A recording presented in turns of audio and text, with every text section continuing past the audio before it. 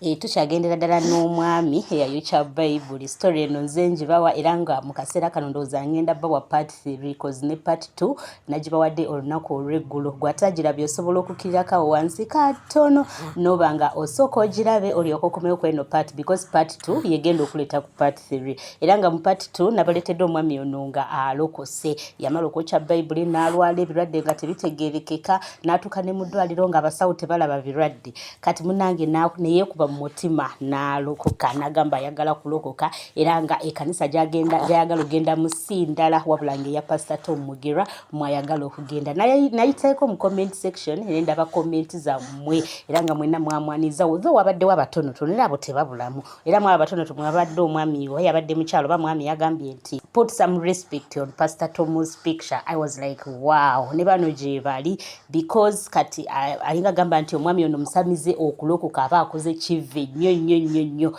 era komenti eyo nagidiriitinze naye gwe yagitaddeko ndowooza weetegedde abamu mwabadde negative abamu mwabadde positive. Kati nkomyewo bawa amawulire amalungi nti Pastor Tom Mugerwa ayaniriza omwami ono agamba nti omwami ono wabeera nga abadde musamize n'asalawo n'agamba nti ajalokoke. Lwaki mumugobera ebbali? Lwaki mumuvuula? Lwaki mumusalira omusango? Why are you people judging him? Mwe muli holi nnyo gwe kyogamba tolinaako kibi kyonna kye wali okozeeko. Natuwa example mu Bayibuli omwami oba Mukama Katonda we yalagira abantu nti gwoba manyi tokolangako kibi tole ejjinja okuba omusajja oyo, okitegeera. So mwenna abaavuddeyo okujajinga omwami oyo oba abadde bamwogera ebibi, Pastor Tom akabalisiimu era avuddeyo nayaniriza omwami n'agamba nti waba asazeewo nti ayagala kujja mutundwe lwaki ffe tetumwaniriza? Ffe baani tulina kwebaza Mukama nti alabye ekkubo n'amazima. Wano wenyini nzikiriza nkweka clip kano bere ng'okerabirako n'obubaka obuli mu bungi. Bino nno byabadde lunaku lwaggulo nga tuli mu Friday overnight. Katonda akunjagalirako nkumire. See you in my next video. Bye. Mulaba omusajja ono yasamba Bayibuli n'agikuba emigo. Mwabula ku TikTok? Haleluya. Naye abaakolanga komenti gabagamba nti afe sajja eno yandifudde. Naye kaakati nageza okulaba omusajja alokose ayagala kujja wano ewa Pastor Tom. Ero lyessanyu lya Katonda tayagala musajja oyo agende mugenda kuba ffenna ffenna bwe twali. Kati singa yafa, amina, Katonda essanyu lirina okulaba muntu ng'akyuka akoma eri Mukama Katonda. Kati perfection eyo okufaanagana okwo tubadde tunasobola okukola ki? Abantu bangi Katonda bakudda bujja kutuuka ku kwagala kwa Katonda kufaanana Katonda. Tukyali mu nkola nkadde. Omanyi sitaani asobola okuvuga n'akuleetera n'ekyawandiikibwa nga kigamba kitya? Bayibuli egamba nti omukazi omulogo akolenga ti afenga. Naye ebyo Yesu Kristo yabijjayo bwe yejja mu ndagaano empya. Kubanga omukazi oli yayonoona, buli eyayendanga mu Isirayiri omukazi eyayendanga ng'amukuba amayinja ng'afa. Naye yabagamba nti atayendangako asituuke amukole ki? Atayonoonangako asooka amukuba ejjinja nga gonna gali awo gayonoona dda. Ne wabulwako amukuba ejjinja gonna ne gadduka. N'ekyo ffenna tuva mu bubi Katonda atukyusa. Haleluya. Kubira mu ngalo Yesu Kristo. Akati ekyo olokoka kutegeeza ova mu bituuka n'obeera muntu mupya. Tuddeyo Bakolinsi ekyokubiri 5:17. 2 Corinthians chapter 5 verse 17. Omuntu yenna bw'aba mu Kristo kyava abeera ekitonde ekiggya. Ebyedda nga biweddewo, laba nga bifuuse bijja.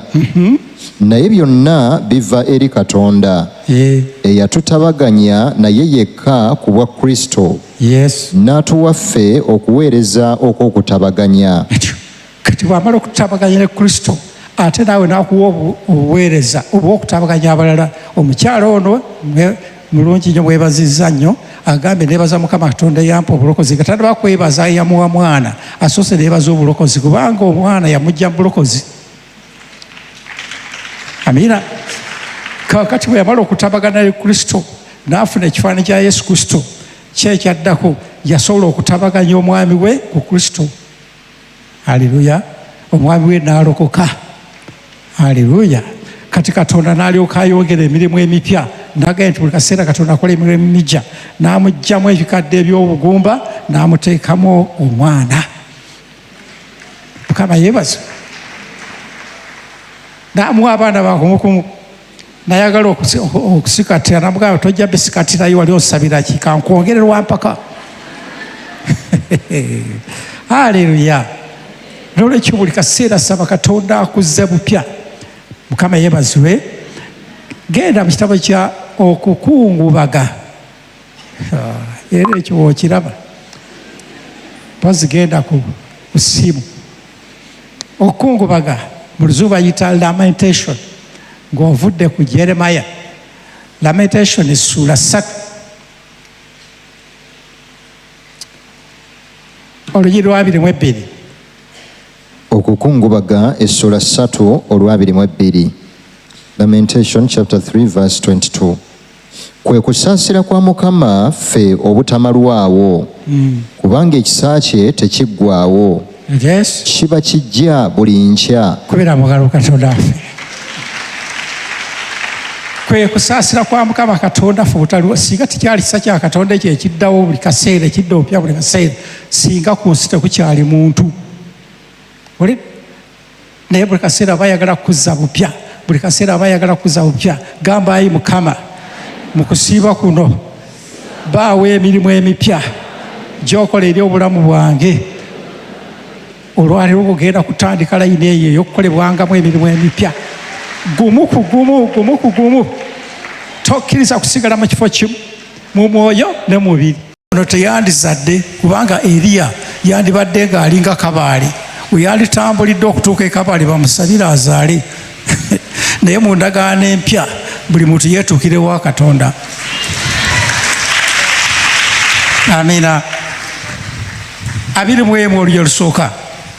Revelation 21 verse 1. Nendaba eggulu erijja n'ensi empya, kubanga eggulu ery'olubereberye n'ensi ey'olubereberye nga bigenze, n'ennyanja nga tekyaliwo. Yes. Nendaba ekibuga ekitukuvu Yerusaalemi ekijja nga kikka okuva mu ggulu ewa Katonda, nga kitegekeddwa ng'omugole ayonjereddwa bba. Ne mpulira eddoboozi eddene eriva mu ntebe nga lyogera nti, laba, eweema ya Katonda awamu n'abantu, era anaatuulanga wamu nabo. Nabo banaabeeranga bantu be, naye Katonda yennyini anaabeeranga wamu nabo, Katonda waabwe. Olunyiriri olwokuna. Naye alisangula buli zziga mu maaso gaabwe, era okufa tekulibaawo nate, so tewaabenga nate nnaku newankubadde okukaaba newankubadde okulumwa. Eby'olubereberye biweddewo. Haleluya. Nga byonna biweddewo, nga byonna ebintu biki bipya byereere kubira mu ngalo Katonda waffe. Lwaki akola eggulu epya n'ensi empya? Nti eno ensinga edobonkanye yonna. Haleluya. Atwagala nnyo ffe tugenda okutandika eggulu epya. Amiina. Gamba sigenda kusubwayo. Nze kugamba wakiri osubwe ennyumba, osubwe emmotoka, naye oleme okusubwa ggulu pya. Amiina. Era kabooya akadde kakutawanya kagambe, twala erizontowo onoonya kunsubya ggulu pya. Mukama yeebazibwe. Kakatiro Katonda bw'aba atandika omulimu omujja bulijjo atandika n'omwoyo omujja, nga tannakukolera maka mapya, tannakukolera mirimu mijja mu bulamu bwo, tannakukolera bulamu bupya mu mbeera y'obulamu bwo bwonna. Ayagala kusooka kutandika n'omutima omujja. Gamba ng'otwala olwaleero ogenda kutandika n'omutima omupya. Ove mutima guli omukadde gwe tulabye ogwagaliza abantu ebibi, oguganja okusonyiwa, oguganja okukola ki, ogw'abantu b'ensi, bw'ofuna omutima omujja ogw'obwa Katonda. Aleluya. Tugenda mu kitabo kya Ezekieri essula 36. Ezekieri 36 olugero 24. Ezekieri 36:24. Ezekiel 36 verse 24. Kubanga ndibajja mu mawanga ne mbakuŋŋaanya okubajja mu nsi zonna ne mbayingiza mu nsi yammwe mmwe. Era ndibamansirako amazzi amalungi era muliba balongoofu. Ndibalongoosa mu mpitambi yammwe yonna ne mu bifaananyi byammwe byonna. Era ndibawa n'omutima omuggya ne nteeka omwoyo omuggya munda mu mmwe. Era ndiggya omutima. Olunyiriri olwa 25. Era ndibamansirako amazzi amalungi era muliba balongoofu. Ndibalongoosa mu mpitambi yammwe yonna ne mu bifaananyi byammwe byonna. Era ndibawa n'omutima omuggya ne nteeka omwoyo omuggya munda mu mmwe. Era twala olwaleero neteeka omwoyo kwegamba Yesu Kristo ayagala kusooka kunaazaamu endowooza eri enkadde. Bano abaana b'Isirayiri baali mu musibe nga babanyidde embeera eri enkadde enyonenefu. N'abagamba bwe naamala okubajja mu musibe ndowooza sookako olwa 24. Olunyiriri olwa 24. Kubanga ndibajja mu mawanga ne mbakuŋŋaanya okubajja mu nsi zonna ne mbayingiza mu nsi yammwe mmwe. Era ndibamansirako amazzi amalungi ne mbalongoosa. Edda bakozesanga amazzi, kati bakozesa omusaayi gwa Yesu. Tukozesa omusaayi gwa Yesu Kristo omulaba Katonda. Agamba Yesu naazaamu obuzaaliranwa bwonna obadde mulamu bwange, obunfaananya Sitaani, obunfaananya abeewaffe, obunfaananya ab'ensi. Tolina bafaanana. Yes. Era ndibamansirako amazzi amalungi era muliba balongoofu. Ndibalongoosa mu mpitambi yammwe yonna ne mu bifaananyi byammwe byonna. Ebifaananyi ebisamiza byonna witchcraft oyo. Yes. Era ndibawa n'omutima omuggya ne nteeka omwoyo omuggya munda mu mmwe. Era ndiggya omutima ogw'ejjinja mu mubiri gwammwe ne mbawa omutima ogw'ennyama. Era nditeeka omwoyo gwange munda mu mmwe ne mbatambuliza mu mateeka gange. Era mulikwata emisango gyange ne mugikola. Haleluya. Mugenda kusobola okukwata bye mbalagira. Katonda bw'agasonyiwa omulabe wo ng'olaba kijja nga kyangu, kubanga omutima obukikola gumaze okuyingira mu bulamu bwo. Mukama yeebazibwe. Kwegamba otulokoka, you don't remain yourself. Oba tokyali, tosigala ng'oli ggwe, okyusibwa n'ofuuka omuntu omulala akuyingidde. Amiina. Nababulirako wano omukyala omu nali mubuulira ebigambo bino ebyanki nti omwami ng'akomyewo ssaawa 9 ogw'ekiro. Mwanirize, akomyewo aliko lipstick. Amugyewa mujjawo yamusiize. Amiira. Mwanirize, mugweko mu kifuba, fuluma wabweru ku mesigiri. Buto omusajja nga talya mmere ewoze, alya fresh. Byobadde obugambe emmere eri mukabada oyo Sitaani. Emmere eri luddawa ku mabuto esigiri. Saawa meka? Omukyala nali siraba nakimalayo naluka antema akakule ngamba he.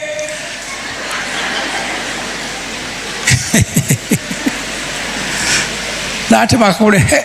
Nze Nalumansi. Nze Nalumansi ng'akuba esigiri eyo egiri omusumba ennemye. Mu butuufu kyeyogera kituufu. Nalumansi tasobola kukola Katonda by'ayagala. Era Nalumansi tasobola kugoba mizimu. Bw'ojja oyogere ogambe mu emizimu mbakutula mu linnya Nalumansi. Nalumansi alina okufa n'afuluma ebweru. Yesu n'ajja n'atuula munda ye n'omwoyo we. N'ofaanana ani? Yesu. We are perfected in Jesus Christ. Tufaanana Yesu, tufaanana muweereza yenna. Faanana Yesu Kristo. Gwazawo nga tonalokoka nkwegaire togana kulokoka kubanga olaba mulokole gundi ng'akola bino, walaba muweereza gundi mawulire ku TikTok. Ebyo togenda biwozaayo wa Mukama Katonda. Tulokoka kufaanana Yesu, tetulokoka kufaanana muntu yenna. Amiina. Lwekyo omukyalo oli yali akyasigadde, yali mulokole naye ng'akyasigadde ku nkole y'abeesi, teyeeguya musajja, tagenda gonda, tayagala kukyusibwa. Naye bwe yakkiriza mwana wange n'akyuka, omwami we yajja n'alokoka. Omanyi njagala mbasomese nti omuntu yenna bw'abeera mu sitaani talaba nsobi. Sitaani bw'akwata omuntu kyasookerako kwe kukuziba amaaso. Kasita akukwata bw'ati bwe pa kuziba amaaso n'otomanya nti oliko ekisobo. Yalaba nsobi, omusajja abalaba nsobi talaba zize. Era omusajja oli, mukyala bwe yatandika okukola ebyo ebirungi ebyo n'amuwaga emmere ng'akubye buyise. Olwo yagimuwa n'amuyita ajjalye ng'agitegese bulungi nnyo. N'alyoka oswadde onoonya okumpa obutwa. Ebyo ani yabikugambye ebyo? Mugamba nga takisuubirangako, nga takirabangako. Amiina. Naye n'amugamba munnange sigenda kukuwa butwa wabula nalokose. N'amubuuza nti bulijjo obadde toli mulokole? Wano ng'onsanda bulango obadde toli mulokole? Nti nsonyiwa munnange obulokole bubadde bwa kipaayipayi bwe mbaddemu naye kati ndokokedde ddala. N'alyoka amugamba ntwala gye walokokedde. Oba obwo bwe bulokole jangu ontwale gye walokokedde. Nali wano nga aguse naye. Amiina. Era omusajja namubuuliramu ebigambo nga 3-4. N'alyoka ngamba nti ssebo nkubulira musumba, oba buno obulokole bw'osomesa nze maze okulokoka, nsabira busabizi. Okigala kyegamba? Kwegamba ng'omukyalo ono bw'agamba nti bw'okyuka n'ofaanana Yesu Kristo osobola okukyusa omulala naye n'afaanana Yesu. Naye bw'osigala mu sitaani n'oli asigala mu sitaani. Era omukyalo omwami oli yagamba nti kakubuuliriza omukazi yali antamye nali ngenda kudduka muleke mu nnyumba, kyokka nga lye lyendeguza ng'ennyumba. Naye nga tasobola kulaba mpisa ze ki mbi. Aleluya. Tasobola kuziraba, sitaani yamuziba amaaso, yalaba nga omukyala ye musobu. Naye kati omusajja bw'atandika okulaba nga toliko kamogo, toliko kisobo kyonna, tusaba Katonda amululiza ensobi ze n'asobola okukyuka. Muwongere engalo Katonda waffe. Kaakati omutima ogwo omujja gwe guleeta lifaayifu ebweru, gwe gutandika emirimu empya ebweru. Otyo bw'amala okuteekamu omutima omujja n'otandika okugondera by'aggamba.